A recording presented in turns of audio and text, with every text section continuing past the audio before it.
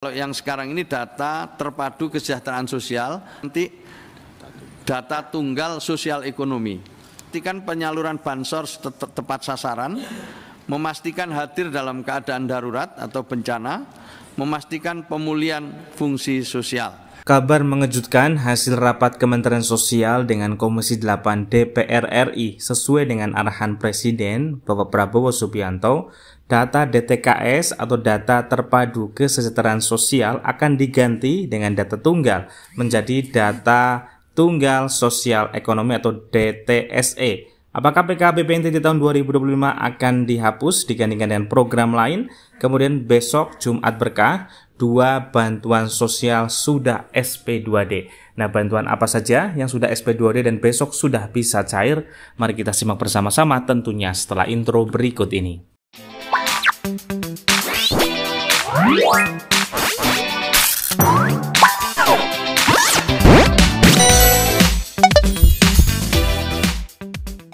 Hai, assalamualaikum warahmatullahi wabarakatuh. Salam damai untuk kita semua dan salam damai untuk masyarakat Indonesia. Berjumpa lagi dengan channel Naura Vlog, channel yang membahas tentang bantuan dari pemerintah.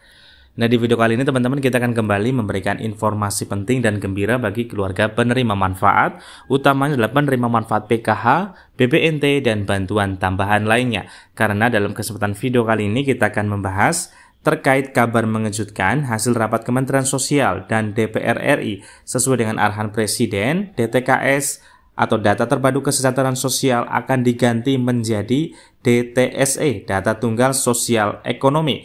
Apakah PKH-BPNT di tahun 2025 akan dihapus, digantikan dengan program lainnya? Kemudian besok Jumat Berkah, 2 bantuan sosial sudah SP2D. Cek apa saja yang besok bisa dicairkan. Apakah termasuk PKH dan juga BPNT November-Desember atau peralihan PT Pos Indonesia ke kartu KKS? Mari kita simak bersama-sama, tentunya jangan skip agar kalian tidak gagal paham dalam menyerap informasinya. Namun sebelum kita ke informasi selengkapnya, bagi kalian yang baru bergabung atau melihat channel Naura Vlog, mohon dukungannya untuk subscribe, like, komen, dan share, dan nyalakan notifikasi loncengnya agar kalian tidak ketinggalan berita dari channel Naura Vlog. Yang sudah subscribe, saya ucapkan terima kasih banyak dan semoga rezeki kalian lancar jaya. Amin amin ya robbal alamin. Nah, baik sahabat sosial dimanapun Anda berada, mari kita langsung saja ke informasi selengkapnya. Sahabat sosial dimanapun Anda berada, dalam topik kali ini kita akan membahas terkait 2 topik yang sangat penting dan teman-teman wajib menyimak ya informasi terbaru dari Kementerian Sosial, karena untuk data DTKS nanti akan diganti dengan data DTSE atau data tunggal sosial ekonomi. Nah, apakah berdampak terkait PKH di tahun 2025? Karena memang teman-teman semuanya Presiden menginstruksikan untuk data DTKS diganti dengan data DTSE itu dalam waktu dekat harus segera diselesaikan. Nah, teman-teman nanti dengarkan untuk arahan langsung dari Kementerian Sosial untuk paparannya dalam rapat koordinasi dengan DPR RI Komisi 8. Nah, sebelum kita membahas terkait rapat, kita akan bahas terlebih dahulu ada SP2D yang besok Jumat Berkah akan dicairkan bantuan sosialnya, dan sudah muncul ada yang cair 1,8 juta rupiah, ada juga yang dicairkan 5 juta rupiah dan lain sebagainya. Nah, bantuan apa saja yang turun SP2D-nya?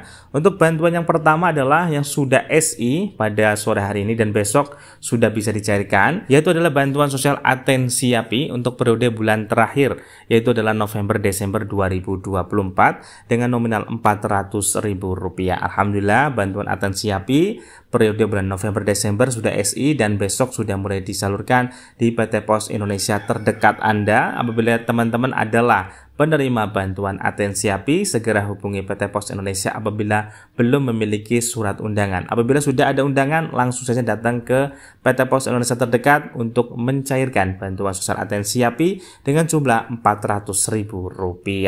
Kemudian yang kedua adalah bantuan dengan jumlah 1,8 juta rupiah, yaitu adalah bantuan sosial program Indonesia Pintar untuk SMA dan SMK. Sahabat sosial sudah mulai masuk mulai pada hari ini karena SP2D-nya sudah banyak yang turun. Besok juga mulai dicarikan kembali ya untuk yang sudah aktivasi rekening di akhir September 2024 kemarin.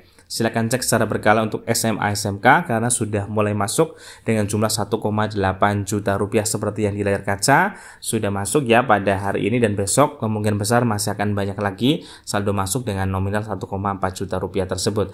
Dan yang ketiga adalah bantuan sosial yang juga disalurkan antara PT Pos Indonesia dan juga ada rekening bank penyalur, yaitu adalah bantuan sosial untuk program PENA yaitu dengan nominal 5 juta rupiah.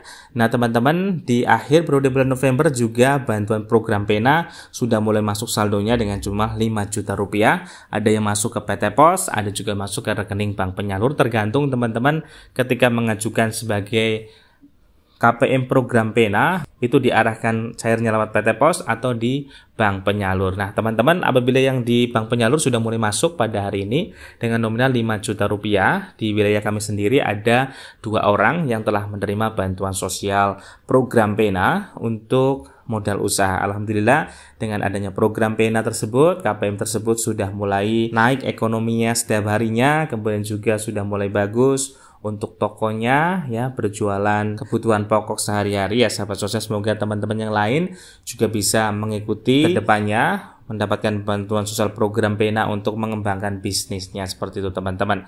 Nah sahabat sosial, terkait kabar yang mengejutkan ya, ini penting sekali teman-teman, jangan sampai terlewat informasi tersebut. Arahan langsung dari Presiden dan dijelaskan oleh Menteri Sosial bahwa nanti akan ada perubahan data di tahun 2025 mendatang atau di akhir tahun. Jadi bagi teman-teman silakan simak apakah PKBPNT akan masih lanjut atau tidak di tahun 2025. Silakan, selamat menyaksikan. Oleh Kemensos adalah mereka yang masuk dalam data terpadu kesejahteraan sosial. Namun perlu saya sampaikan di awal, sudah ada arahan dari Presiden agar dalam waktu yang tidak terlalu lama sudah bisa disusun satu data tunggal terpadu yang penanggung jawabnya adalah BPS dan Bappenas.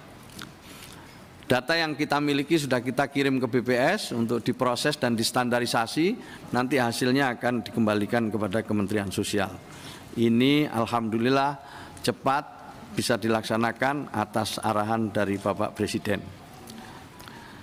Di dalam gambar yang atas itu adalah sedikit informasi tentang proses data tunggal, di mana setiap kementerian lembaga yang memiliki data diserahkan kepada BPS, nanti oleh BPS distandarisasi, lalu nanti dimanfaatkan untuk program-program setiap kementerian.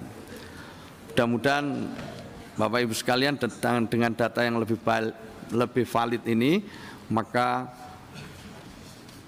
upaya kita untuk menurunkan kemiskinan itu jauh lebih efektif. Nah, kerja pilar sosial itu adalah sebagai berikut.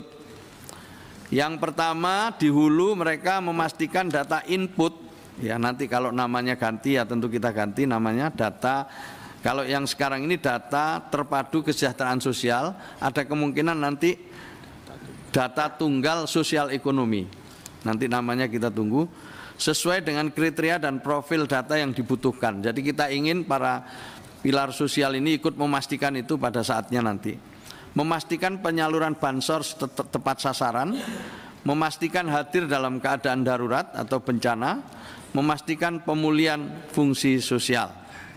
Sementara kerja hilirnya adalah mengawal program pemberdayaan berjalan dan memastikan target graduasi tercapai.